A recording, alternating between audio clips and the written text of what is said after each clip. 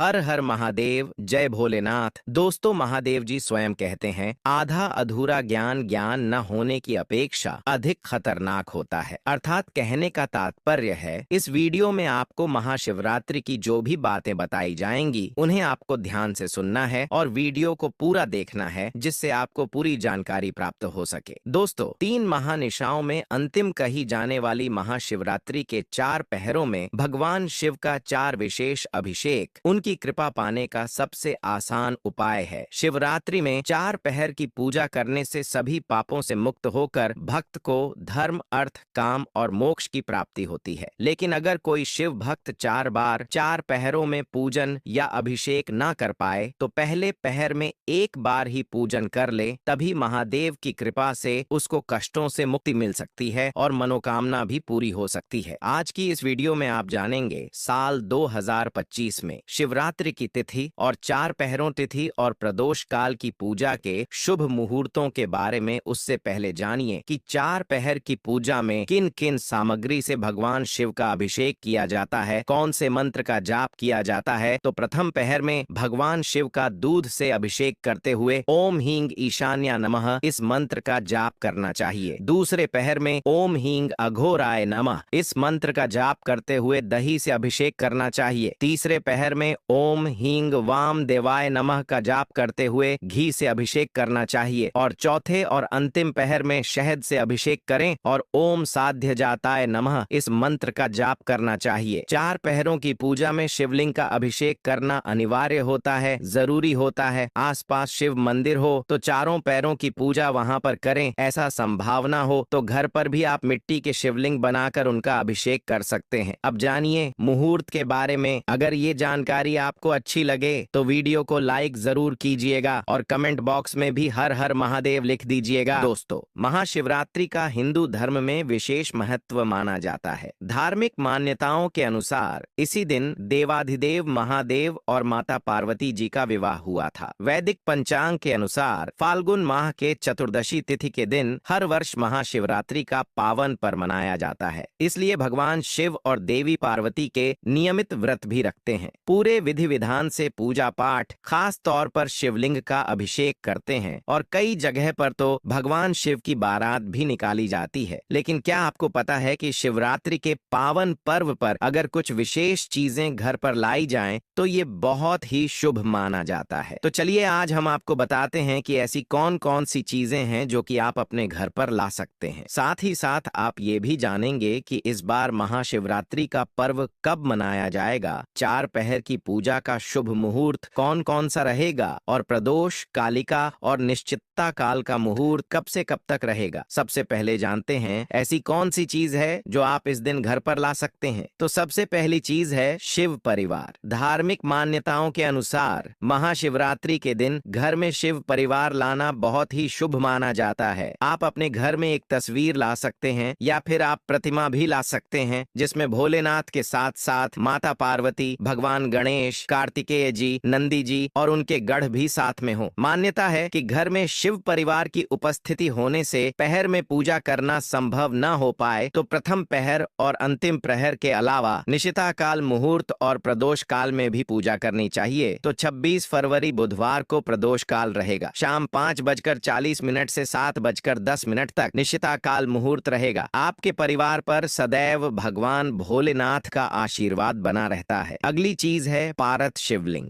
अगर आप घर पर शिवलिंग लाना चाहते हैं, क्योंकि बहुत से लोग शिवलिंग का अभिषेक या प्रदोष काल हो या चतुर्दशी का व्रत हो, शिवरात्रि का व्रत हो या सोमवार का व्रत हो, तो घर में ही शिवलिंग की पूजा करना चाहते हैं, अभिषेक करना चाहते हैं, तो शिवलिंग की यदि पूजा आप घर पर करना चाहते हैं तो पारत शिवलिंग सबसे बेहतर होते हैं और उन्हीं का आपको पूजन या अभिषेक करना चाहिए। तो अगर आप घर पर शिवलिंग लाना चाहते हैं, उन्हें स्थापित करना चाहते हैं, तो आप महाशिवरात्रि के दिन घर पर पारद शिवलिंग लेकर आए। ध्यान रखिएगा, जब आप शिवलिंग खरीद कर लाते हैं तो साथ में कोई मीठी वस्तु अवश्य लेकर आए। और यदि आप पारद शिवलिंग की स्थापना घर में करते हैं तो न सिर्फ आपको भगवान का आशीर्वाद प्राप्त होता है, बल्कि घर के जितने भी वास्तु दोष हैं, काल सर्प दोष हो, पितृ दोष हो, कोई ग्रह दोष हो, तो वो दोष दूर होते हैं, शांत होते हैं। अगली वस्तु है रुद्राक्ष। महाशिवरात्रि के दिन घर में रुद्राक्ष लाना बहुत शुभ माना जाता है। भगवान शिव का स्वरूप माना जाता है रुद्राक्ष को, इसीलिए अगर आप शिवरात्रि के दिन आप रुद्राक्ष खरीद कर लाते हैं तो विधि पूर्वक अभिषेक करके इसे घर में रखते हैं और इसका 108 बार जाप करते हैं तो इससे भी आपको भोलेनाथ की कृपा प्राप्त होती है। और इसके साथ ही रुद्राक्ष आपके जीवन के सारे रोग, शोक और दुखों का निवारण भी करता है। आप रुद्राक्ष की माला ला सकते हैं या फिर आप पंचमुखी रुद्राक्ष भी घर में रख सकते हैं। अब जानिए इस बार महाशिवरात्रि के शुभ मुहूर्त के बारे में। इस बार फाल्गुन कृष्ण चतुर्दशी तिथि प्रारंभ होगी 26 फरवरी बुधवार को सुबह 11:09 से और चतुर्दशी तिथि समाप्त होगी 27 फरवरी दिन गुरुवार को सुबह 8:54 पर। ऐसे में उदया तिथि के अनुसार इस बार 26 फरवरी बुधवार को ही केवल महाशिवरात्रि का व्रत रहेगा।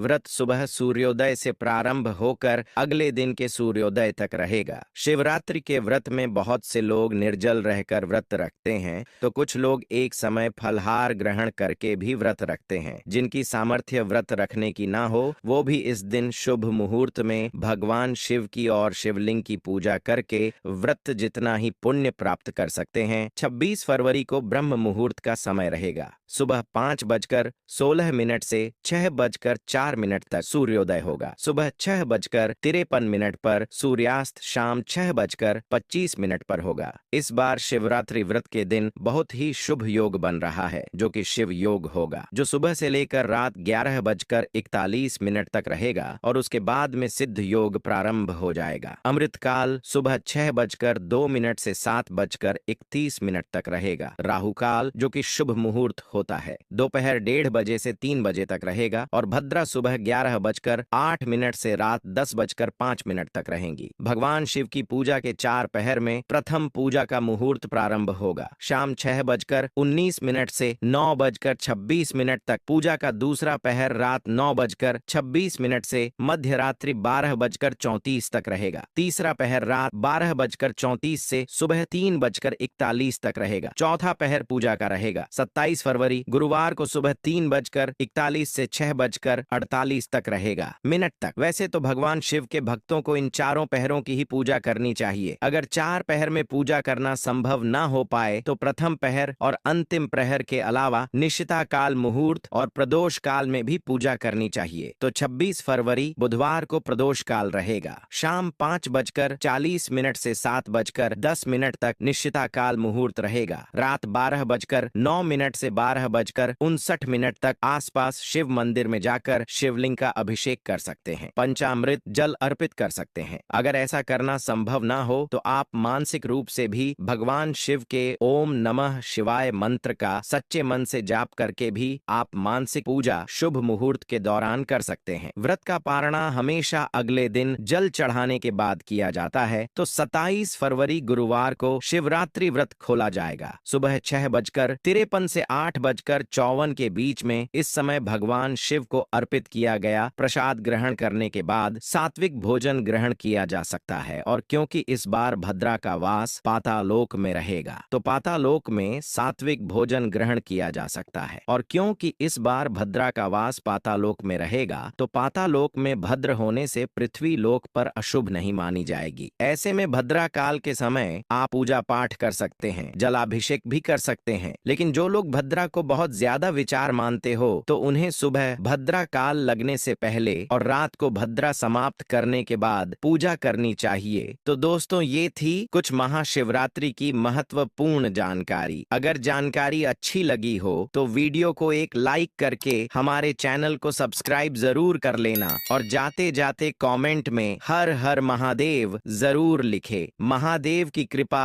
आप पर हमेशा